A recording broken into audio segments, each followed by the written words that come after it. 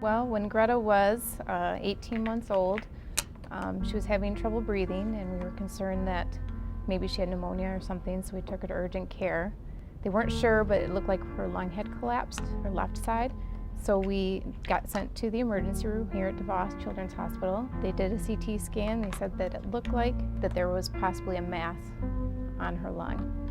And we met with the surgeon right after the surgery, and he gave us the news that he was pretty certain that it was cancer.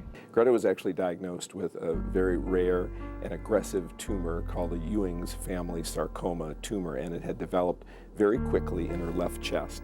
It came on so aggressively and so quickly, it really filled her entire left chest cavity, so it completely collapsed the lung. She was literally breathing on essentially one lung, and because of all of that pressure against the heart and the blood vessels, she became very critically ill very quickly. Yeah, you go to work one day and wake up and everything seems normal, and then life as you know it changes, and all your priorities change, and all you want to do is just get your little girl better.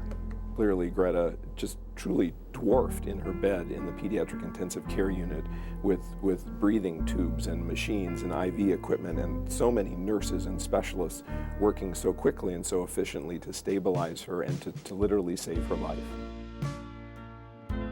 This type of sarcoma tumor is treated not only with aggressive chemotherapy, which she received, but often with radiation treatment. And yet, as pediatric oncologists, we're very aware of the long-term risks and potential damage that therapy like radiation can cause. And so in Greta's case, we really designed quite an innovative and unusual treatment. She was born again. Her whole system was killed off with high-dose chemo, and then her own stem cells, which were harvested earlier, were reintroduced to her body, and she was reborn. She underwent a bone marrow transplant in order to allow us to intensify the chemotherapy and yet spare her the potential damage of radiation. She's 5 by her birth certificate, but really she's 3.5. And fortunately, she has been a great success story, truly one of our miracle children, and a long-term survivor, and now is cancer-free. Greta's treated like she's the most important person in the world. She comes in and it's like VIP treatment. When you walk into a children's hospital, you know that everything, the lights, the colors, the sizes, the equipment, and the staff are all there with a particular focus on children.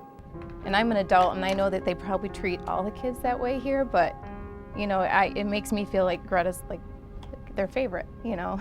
Our Child Life Services program is truly one of the jewels of Helen DeVos Children's Hospital, as it is for many children's hospitals. It kind of sets the tone, it really sets the culture for the entire children's hospital.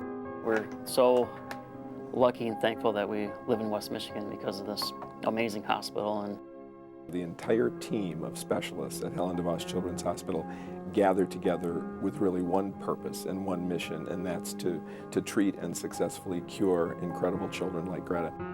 So when I think back and I look back at some of the scary nights that we had and some of the situations that happened while she was here, and you know, you do realize how lucky we were and how fortunate and blessed we are that she is still here with us today, because, you know, had I waited one more night to bring her in, who knows what would have happened. Greta is truly one of our miracle children at Helen DeVos Children's Hospital, without any question. To help support life-changing programs and services at Helen DeVos Children's Hospital, visit give.helendevoschildrens.org.